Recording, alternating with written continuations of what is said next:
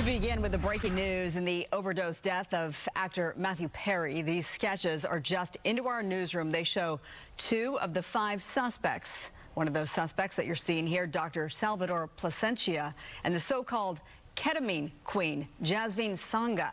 Both appeared in federal court today. Fox 11's Matthew Seedorf joins us now live with more on this criminal drug conspiracy. Matthew? Well, Marla, we're in North Hollywood outside the so-called Ketamine Queen's apartment. This is where she's been living the last few years. And a lot of people we met with here are surprised by this. One of 5 people arrested for the actor's death.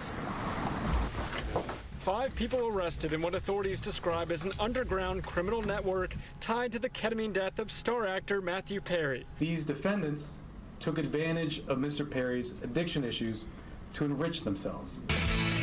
Best known for his role as Chandler Bing on the popular TV show Friends. In front of the drowning. Last October, the 54-year-old was found dead in a hot tub outside his home in Pacific Palisades.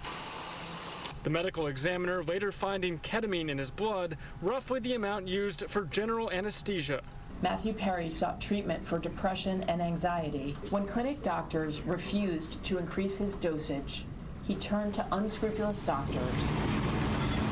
Exclusive Fox 11 video shows Dr. Salvador Placencia pacing as police use a search warrant to raid his home in Santa Monica. The 42-year-old doctor, along with Dr. Mark Chavez, Eric Fleming, the actor's personal assistant Kenneth Iwamasa, and Jasveen Sangha, also known as the Ketamine Queen, all now face federal charges. They knew what they were doing was wrong.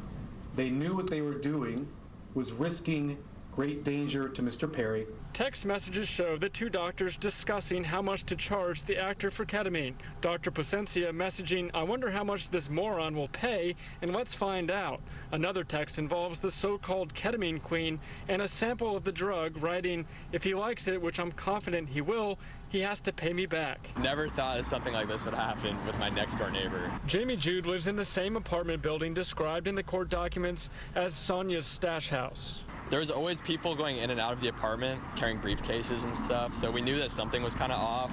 She's known as the Ketamine Queen. We believe she was a major source of supply. Was she selling these to anyone and everyone, or just the Hollywood people? I can't say her customer list or customer base. She was selling drugs on a broad level. She had methamphetamine, cocaine, bottle of Xanax, you name it. After Perry's death, another text between the group reportedly said, "Delete all our messages." Authorities also now tying the so-called Ketamine Queen to the death of a 35-year-old man in 2019. A lot of this investigation focusing on the contents inside that apartment room. Investigators say that basically that a lot of this centered around that, and one of those 5 people obviously that was arrested lives here. Reporting live tonight, Matthew Seedorf, Fox 11 News. You talked to a neighbor who said that they had seen some suspicious activity. Did anyone ever think to report anything? Yeah, no, they saw some suspicious activity. They actually call it red flags. No one that I know of reported it, though. They thought it was a little unusual. They call it red flags. You see suitcases and bags being carried out, but you never think that something like that's going to be happening 2 doors down. Yeah, really. Okay, Matthew, thank you for your reporting today.